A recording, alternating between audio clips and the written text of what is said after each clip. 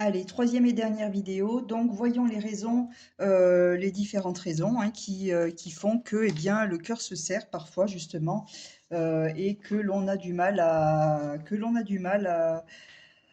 être un bienfaiteur ou à une bienfaitrice en fait riche et généreux. Voilà. Alors ici, eh bien, ça peut effectivement provenir de différentes sources hein, et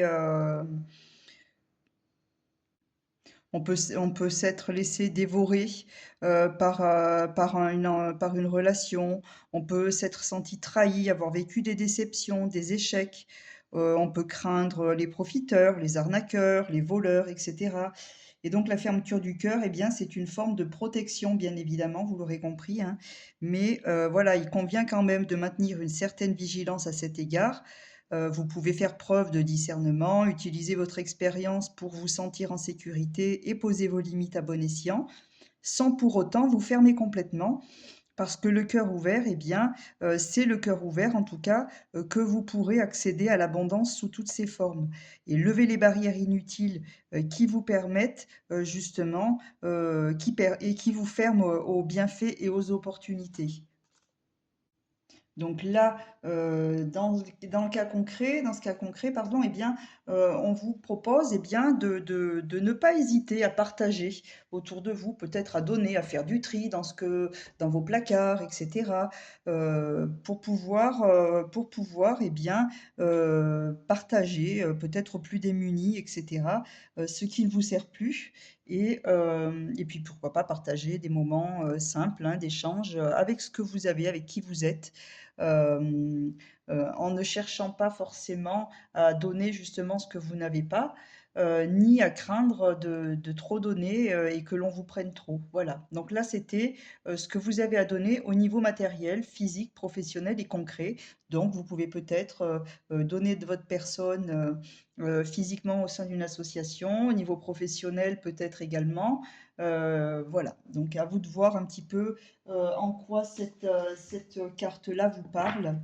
Et nous allons passer maintenant à la quatrième et dernière carte et nous allons aller voir ce que vous avez à donner maintenant dans le domaine spirituel.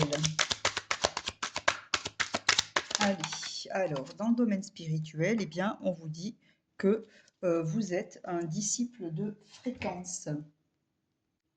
Et justement, eh bien, les fréquences, ici, ce disciple de fréquence, eh bien, il nous parle du cœur.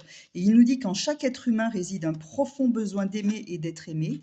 Et quand cet être humain, il ouvre son cœur, eh bien, il est capable de la plus grande créativité pour rendre l'autre heureux. Donc, dans l'amour, on est prêt à tout donner, à tout offrir et à prendre tous les risques, même parfois jusqu'à l'extrême.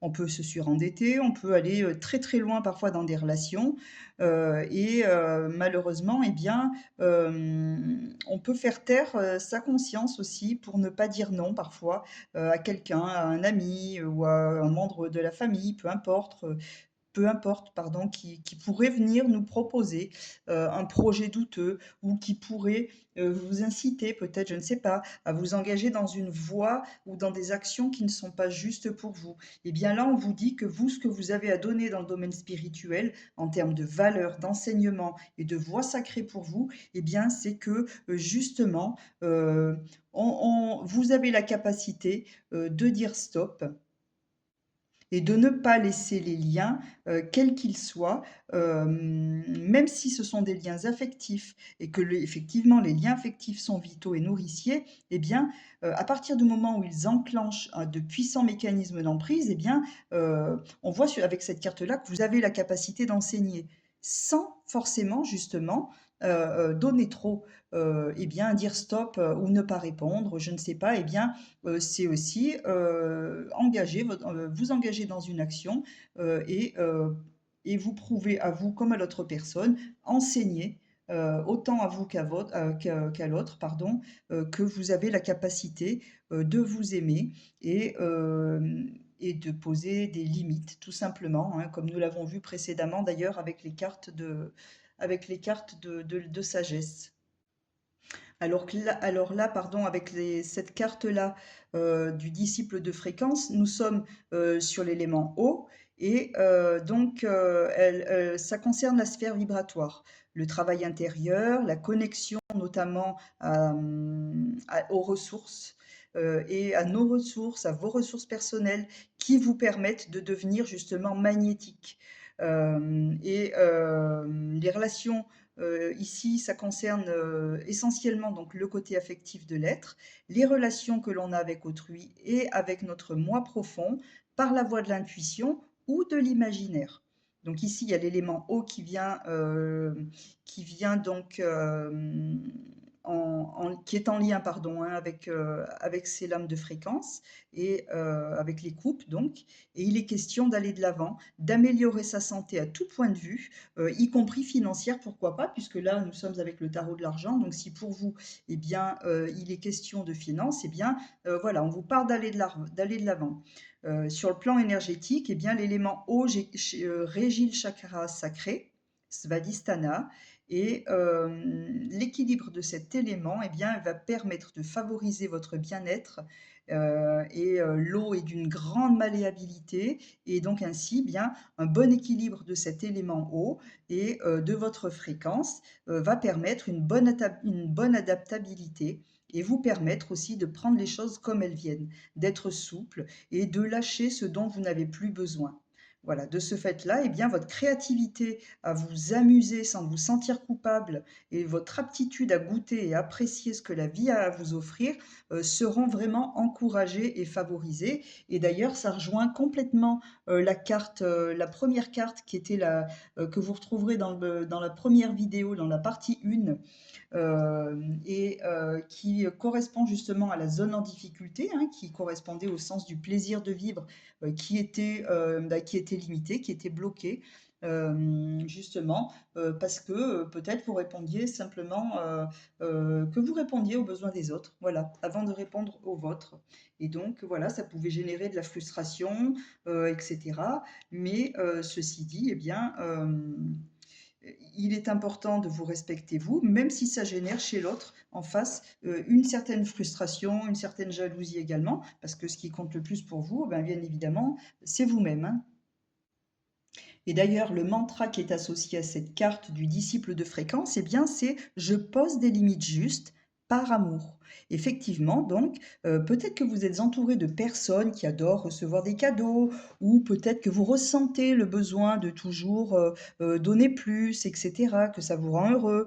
Euh, bon, oui, si ça peut vous mettre dans une spirale positive.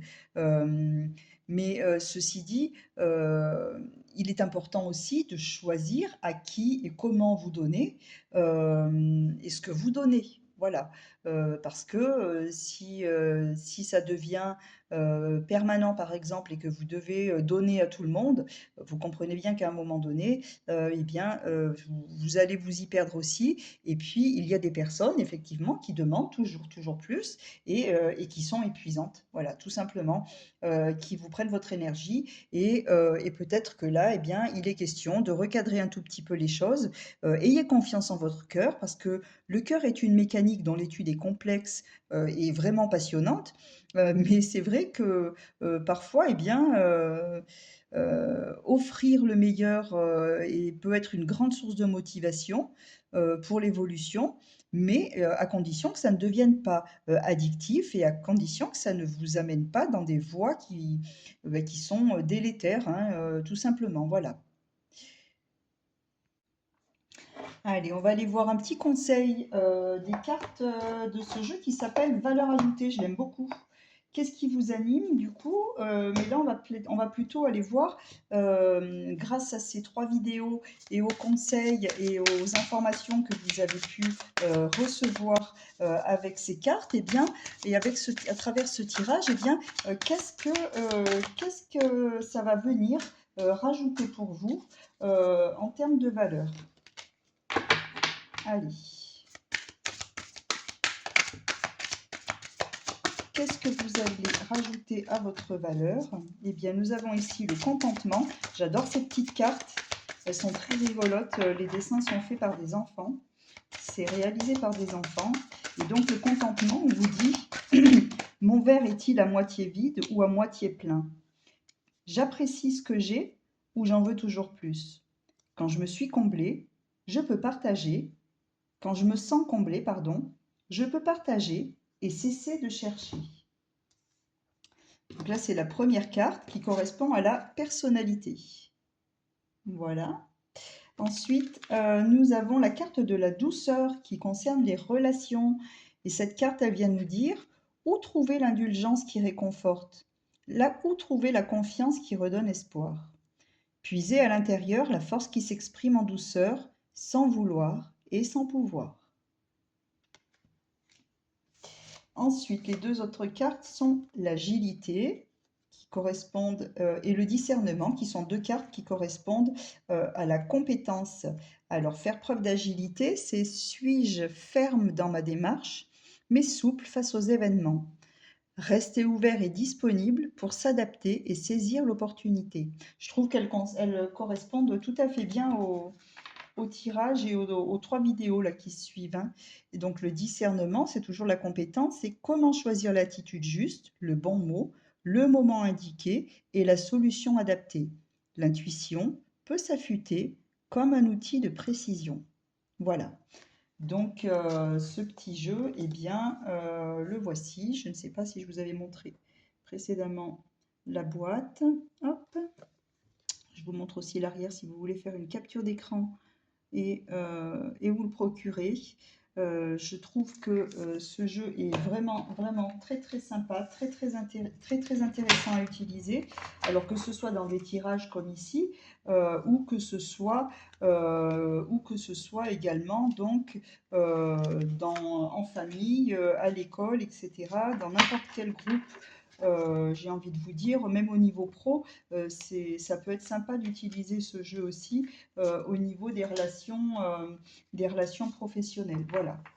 Eh bien, écoutez, je vais m'en rester là pour cette guidance. J'espère que vous aurez pu trouver des réponses à vos questions.